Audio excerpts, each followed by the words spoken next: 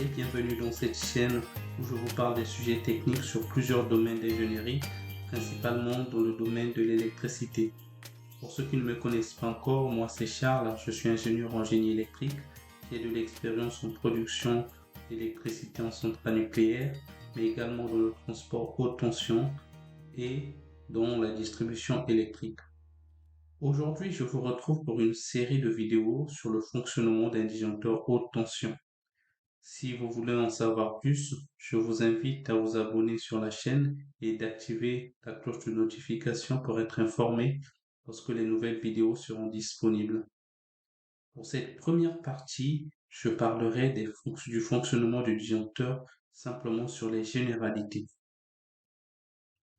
Alors, c'est quoi le rôle d'un disjoncteur? Premièrement, un disjoncteur haute tension est un élément clé des réseaux électriques, permettant d'ouvrir et de fermer un circuit sous haute tension en toute sécurité.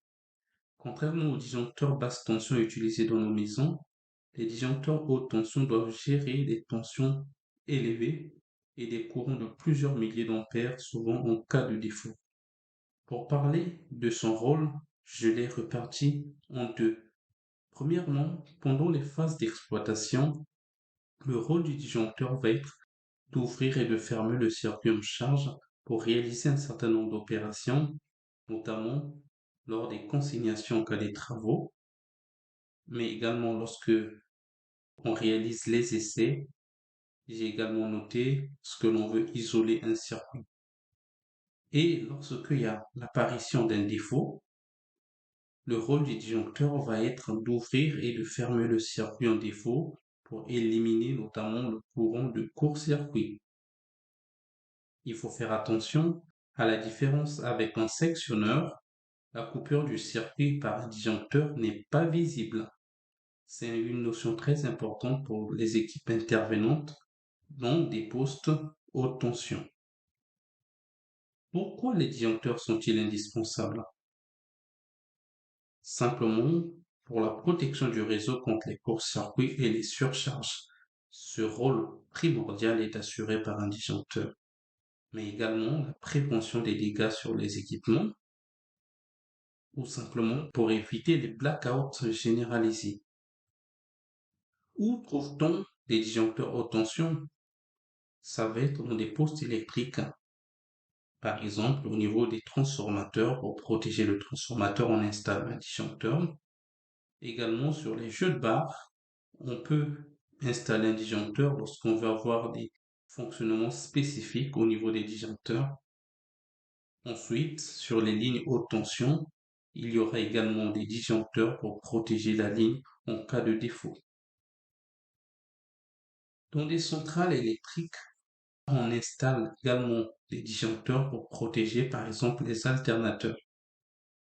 Il y a des industries à forte consommation d'énergie, par exemple dans le domaine de la métallurgie, la chimie, ou également dans le ferroviaire, qui sont des industries à forte consommation. On installera des disjoncteurs parce que ces industries sont directement alimentées par de la haute tension. C'est quoi le défi de l'ouverture d'un circuit de tension par un disjoncteur? Un disjoncteur ne coupe pas un circuit comme un simple interrupteur domestique parce que il doit gérer des tensions très élevées jusqu'à 400 kV et des milliers d'ampères. La coupure doit se faire assez rapidement en l'espace de quelques millisecondes. Et alors la question, c'est quoi le problème derrière? Notamment, un arc électrique se forme entre les contacts lorsqu'ils s'écartent. Donc lors de l'ouverture du disjoncteur, il y a un arc électrique qui se forme. Cet arc doit être éteint rapidement pour éviter des dommages. Qu'est-ce qu'on retient? Le principe clé du disjoncteur haute tension est donc de séparer les contacts sous tension et d'éteindre l'arc à l'aide d'un moyen spécifique de coupure. Les étapes du cycle d'un disjoncteur. Pendant la phase d'ouverture, il y aura premièrement la détection du défaut par un automate. Cet automate va envoyer un signal auprès du disjoncteur et là, il y aura la séparation des contacts. Cette séparation va créer un arc électrique. Derrière, il doit y avoir l'extinction de l'arc. Cette extinction se fait à l'aide des technologies spécifiques, soit à base du gaz SF6 ou d'autres technologies, par exemple la vide ou de l'air comprimé. Pendant la phase de fermeture, il y a premièrement la commande de réenclenchement qui est faite par un automate ou les opérateurs aussi peuvent réenclencher un circuit. Et là, il y a un signal qui est envoyé auprès du disjoncteur et donc il y aura rapprochement des contacts dans le disjoncteur. Ensuite, c'est le retour à la normale du réseau. Là, on parlera du temps de réaction du disjoncteur.